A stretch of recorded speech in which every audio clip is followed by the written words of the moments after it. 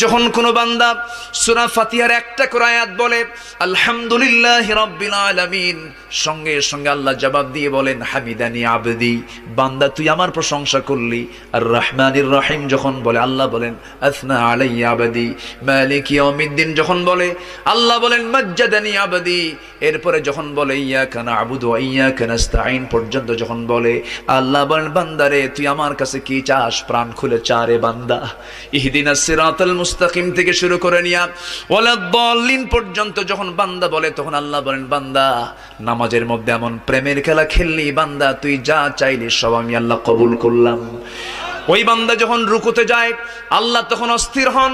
ওই বান্দা যখন সিজদায় যাওয়ার জন্য প্রস্তুতি নাই, সমস্ত ফেরেশতাকে ডাক দিয়ে বলেন ও ফেরেশতারা, এই বান্দাগুলো আমাকে দেখলো না, রাসূলকে দেখলো না, কোরআনকে দেখে হাদিসকে বিশ্বাস করে আমাকে খুশি